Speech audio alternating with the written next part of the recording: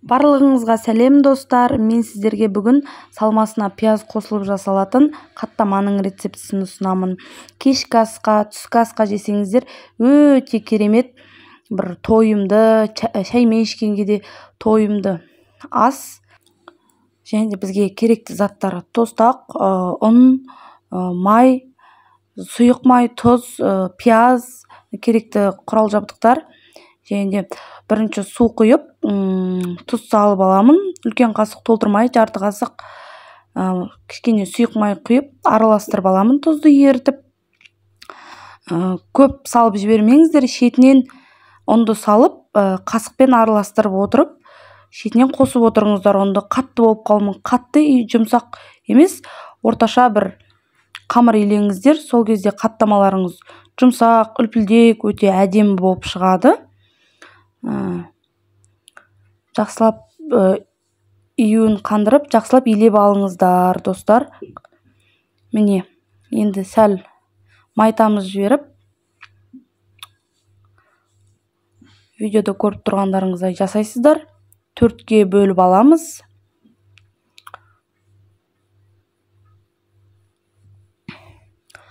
Төртке бөліп, тостаққа салып, шетінен жайып бастаймыз.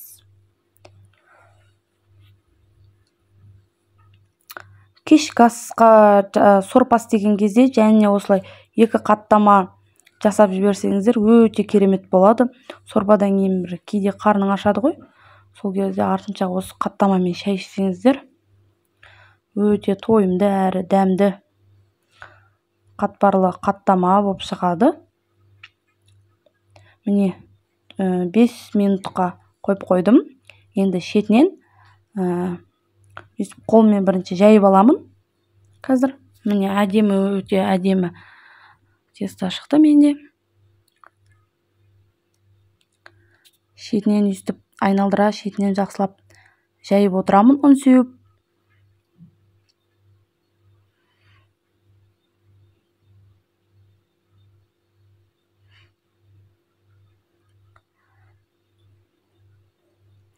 Қамыр жұқарып бастағанда көп ұн сеппей-ақ қойыңыздар қыздар. Өйткені уже қамыр дайын болуына аз қалды ғой. Содан кейін май жағамыз біз бұған. Сондықтан көп ұн себудің керегі жоқ. Міне, өстіп қамырымыз дайын болып қалды. Жұқа болды. Дастарханның беті көрініп тұр, уже жұп-жұқа.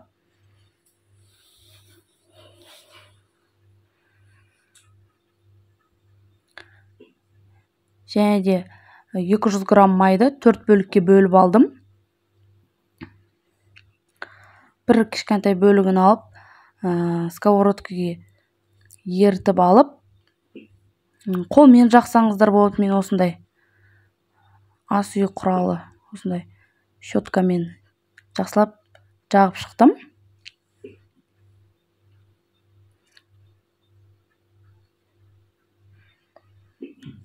Видеода көрсетілмей қалған, мен пиязды жақсылап турап дайындап қойғанмын.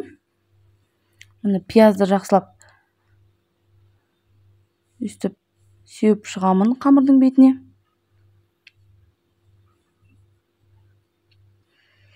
Көп те аз да сеппеңіздер, көп пияз қосудың керегі жоқ. Үстіп осындай кішкене ғана пияз қосасыздар. Міне, жақсылап орап, рулет қып, үстіп видеода көріп тұрғандарыңыздай осылай жасайсыздар да, және де салафандарға үстіп салып қойыңыздар. 30 минутқа қойып қойсаңыздар болады, тесталарыңыз жұмсақ болса, және де или 1 сағатқа қойып қойыңыздар. Басқа күнге пісіретін болсаңыздар, тоңазытқышқа, морозильникке салып қойсаңыздар болады. Және де мені дайын болды. Мен тестом өте жұмсақ, әдемі болып шықты. Мен қолмен осылай жайып алдым. Оқтаудың керегі жоқ. Сковородкаға май жағып қойдым. Қызып тұрған сковородкаға міне салдым қаттамамды. Енді қызып тұрған сковородка асты күшейіп тұрды ғой. Енді астын жай отқа қойып қоямыз. Өте жай отқа.